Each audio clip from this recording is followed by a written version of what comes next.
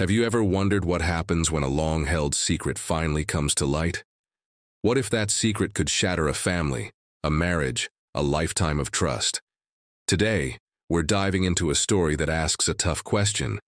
Can love truly conquer all, even the deepest betrayal?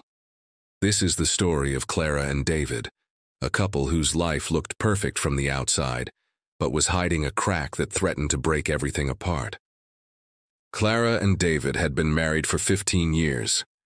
They had 2 wonderful children, a beautiful home in the suburbs, and a life that many would envy. David was a kind, steady, and devoted husband and father. He worked hard as an architect, always making sure his family had everything they needed. Clara, a freelance graphic designer, balanced her work with managing the household and raising their kids. To their friends and family, they were the golden couple, the benchmark for a happy marriage. But beneath the surface, something had been quietly festering for years. Clara felt a growing sense of emptiness. The routine of daily life, the comfortable but predictable rhythm of their marriage, had left her feeling unseen, not as a wife or a mother, but as Clara, the woman she used to be. She loved David, she truly did, but she felt like a ghost in her own life. It was a slow, creeping loneliness that she couldn't quite put into words, even to herself. It was during this vulnerable time that she met Ethan. He was a client for a new project, a charismatic photographer with a passion for life that seemed to mirror what Clara felt she had lost. Their conversation started professionally, but soon drifted into more personal territory. Ethan saw her. He listened to her dreams, her frustrations, her half-forgotten ambitions. For the first time in years, Clara felt a spark, a jolt of excitement that was both thrilling and terrifying. One late afternoon, after a project meeting ran long, they shared a drink. One drink turned into 2, and the conversation flowed with an ease Clara hadn't experienced in years. In that moment, caught in a whirlwind of emotion and a desire to feel alive again, she made a choice that would haunt her. The affair with Ethan lasted only a few months. It was a frantic, secret chapter of her life, filled with stolen moments and whispered conversations. But instead of filling the void, it only widened it. The guilt was a physical weight, pressing down on her every single day. Every time David would smile at her or hold her hand or tell her he loved her, the guilt twisted like a knife in her gut. She saw the unwavering trust in his eyes, and it broke her heart. She couldn't eat. She couldn't sleep. The secret was a poison, seeping into every corner of her life, and she knew she couldn't live with it any longer. She had to confess.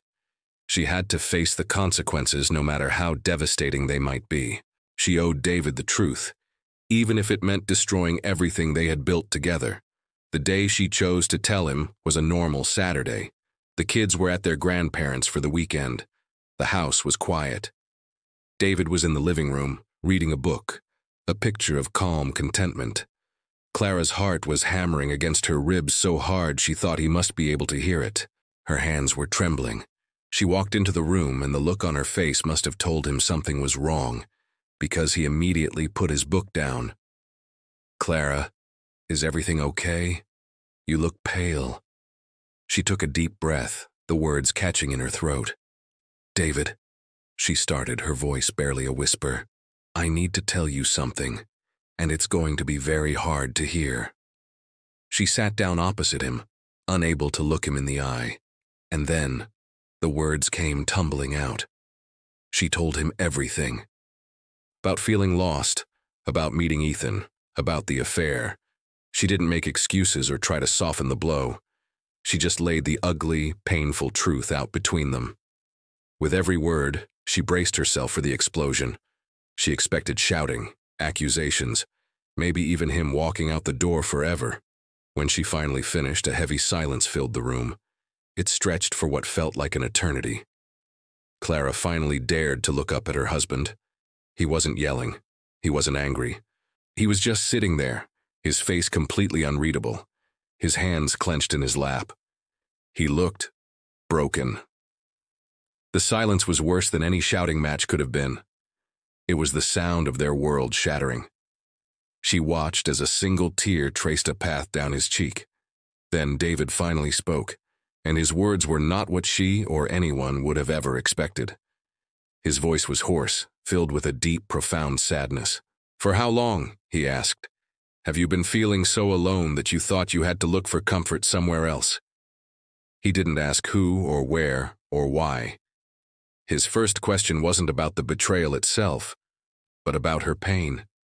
He was asking about her loneliness. Clara was stunned into silence. She had prepared for anger, for hatred, for disgust. She had not prepared for empathy. She had not prepared for him to see past his own hurt and straight into hers. David continued, his voice trembling slightly. "I'm so sorry, Clara. I'm sorry I didn't see it. I'm sorry I let you feel so alone in our marriage. I've been so focused on providing, on building, that I stopped paying attention to us. This isn't just your mistake, this is our mistake." In that moment, Clara didn't feel relief, but a new wave of even deeper remorse. His kindness was more painful than any punishment. His reaction wasn't one of a man whose pride had been wounded, but of a man whose heart was breaking, not just for himself, but for his wife. He stood up, walked over to her, and knelt down in front of her chair. He gently took her trembling hands in his. "I'm not saying this isn't a huge mountain we have to climb," he said, looking her directly in the eyes. "I am hurt more than I can say, but my first thought isn't about leaving. My first thought is, can we fix this? Can we find our way back?" His reaction shocked everyone who eventually heard the story. Their closest friends, their family. They all expected the marriage to be over. How could it not be? But David's response wasn't about pride or societal expectations. It was rooted in a deep, profound love. He chose to see the person he had loved for 2 decades, the mother of his children, and to understand the pain that led her down that path. He chose compassion over condemnation. The road ahead for them was not easy. It was long and filled with difficult conversations, therapy sessions, and moments of doubt and pain. Rebuilding trust is a slow, painstaking process. There were days when the anger and hurt resurfaced. But David's initial reaction had opened a door that Clara thought was sealed shut forever. It was a door to healing, not just for the marriage, but for Clara herself. His empathy allowed her to start forgiving herself, to confront the emptiness she had been running from. Their story is a powerful reminder that human relationships are complex. It teaches us that sometimes the most shocking reaction is not one of anger, but of grace. It's a testament to the fact that true strength isn't about never being hurt, but about how we choose to respond when we are. David's choice didn't erase the past, but it changed the future. He chose to fight for his family, to try to heal the wound rather than just amputate the limb. What do you think? Could you have reacted with such grace? It's a question that challenges our deepest instincts. Thank you so much for watching and sharing this story with me today.